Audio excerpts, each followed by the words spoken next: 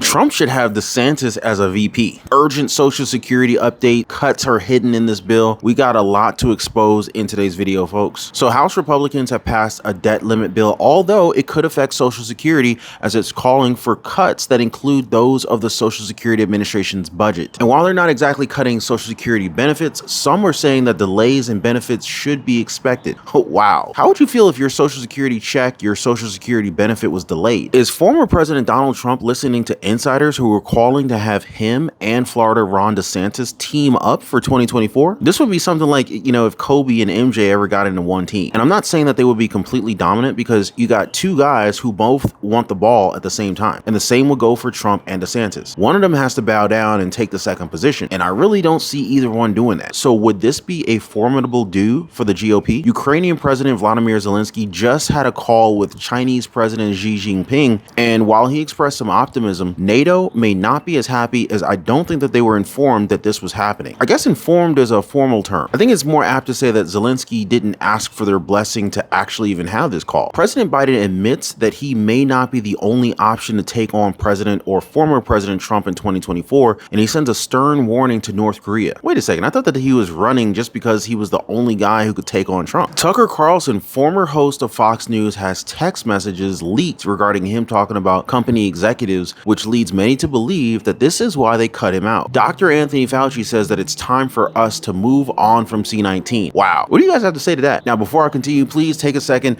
do me a solid one by dropping a like for the video. I really appreciate that. And if you really want to support the channel, be sure to share this video. You guys have no idea how much that helps. Also, if you're new here and in need of your daily dose of the truth when it comes to the state of our economy, the stock market, the housing market, Social Security, and everything that's going on right now, be sure to subscribe to the channel. And for the best way to invest in gold or silver, be sure to check out the links down below of this video. So how would you guys rate our government's response to the health crisis? Now, just to make it easier, just rate it between 1 and 10, with 10 being amazing and 1 being just god awful. Now, if you ask Dr. Anthony Fauci, I'm guessing he'd probably give themselves like a 7.5, because he's basically said that there's room to grow. Now, according to him, he said, quote, "We really fell very short." So hopefully the lessons learned from that type of really strict analysis of what went wrong will help us to prepare for future pandemics. But no doubt about it, there were a lot of things that we didn't do as well as we could, and we got to do better, not only in the continued response to the current outbreak, but in preparation for the inevitability of future outbreaks, end quote. Hold up, we're already talking about future outbreaks? Now, I certainly hope that besides being much more prepared for the possibility of another outbreak, I really wish that another one doesn't happen anytime soon, or at least not in our lifetimes. Now, Fauci also says that we should now move forward with the end of the national public health emergency for C-19, a decision that affects Americans all across our country in a multitude of different ways. Now, speaking of Americans being affected, the bill that the House Republicans recently passed regarding a debt limit, it includes cuts to the Social Security Administration, and although it's not expected to pass in the Senate, it's still good to have information regarding the goals of our lawmakers. The cutback to the administration budget for Social Security ranges from 6% up to as much as 23%. Wow, right? Now, these are cuts to the Social Security Administration's budget. Max Rickman of the National Committee to Preserve Social Security and Medicare, he said, quote, "The Social Security Administration, the SSA, is a key agency that would be negatively impacted by such a dramatically reduced funding level. Cutting the agency's funding by 6% would significantly affect SSA's ability to serve the public and would undermine the agency's core mission by producing longer wait times for benefits and to reach SSA representatives, as well as reduced access to in-person services," end quote. All right, so at least it's clear that Social Security benefits are not being cut, but there's a possibility that benefits are being delayed, which is the lesser evil if you ask me. Although receiving benefits at a much later time, it's really not a good thing, as some of us are on a very strict budget, living paycheck to paycheck, even if it is Social Security paycheck to paycheck. Any thoughts on this, guys? Now, on that note, President Joe Biden just sent a very stern warning to North Korea. A nuclear attack by North Korea against the United States or its allies or partisans or partners is unacceptable and will result in the end of whatever regime were to take such an action.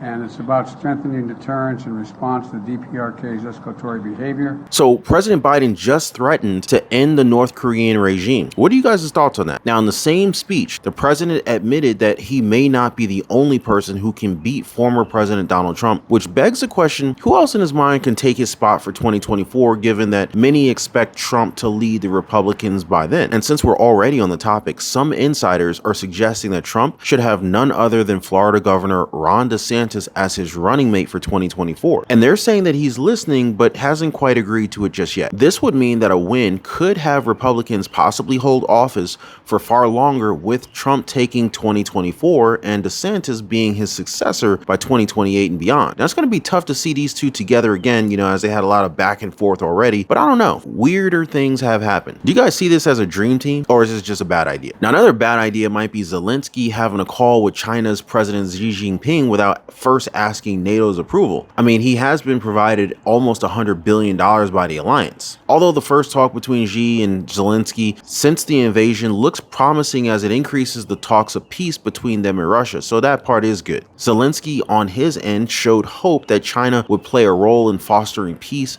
and for China to use its political influence to restore the strength of the principles and rules on which peace should be based. So Xi has pledged that they would push towards communication with all parties and direct them toward peace talks. Does it surprise you that they're actually doing this? I'm a little surprised, to be honest. Does it also surprise you to know that Tucker Carlson getting fired from Fox News came after he used some very strong language to describe a network executive? Now, I won't even try to describe what term was used, but let's just say that it was highly inappropriate. Now, with Fox settling the case with Dominion Voting Systems for almost $800 million, lawyers from the network convinced the Delaware judge to redact the message from public filings, although Carlson was still pissed about the network's supposed lack of protection. Now, he also went on Twitter to post a 2-minute video wherein he criticized the United States as a one-party state while adding this, quote, "Where can you still find Americans saying true things? There aren't many places left, but there are some," end quote, which is basically a shot at the news networks in our country that follow a certain narrative instead of reporting what's actually happening around us. Y'all know what the heck I'm talking about, right? So what are your thoughts on that? Do you agree with Tucker Carlson? I would love to interview Tucker right here on this channel and just see if we can kind of hash out the truth and get his take on things. What do you think about an interview between me and Tucker Carlson? Hit me up in the comments down below. However, the truth is sometimes hidden from us, let's be honest. We continue to be fed this idea that prices are going down whenever we're going to Walmart and Target, but the truth is things continue to go up. I mean, how much did you spend during your last grocery run? More Americans are running up their credit card bills, and it's becoming even tougher to keep up with inflation as our wages have lagged behind. And here's the optimism that we should all have. All is not lost. Now, if you want better cash flow, we could talk about that. There's side hustles, small businesses, both capable of providing you with multiple streams of income. Now, we can also talk about taking care and growing your wealth through investing in gold, silver, the real estate market, the stock market, building and growing home-based businesses, e-commerce businesses, you name it. We got to get back to financial freedom. So if you're interested in learning more, feel free to drop me a message in the comments down below. But before I go ahead and wrap things up, please don't forget to drop a thumbs up for the video and subscribe for your daily dose of the truth. Appreciate you guys watching, and I will catch you on the next one.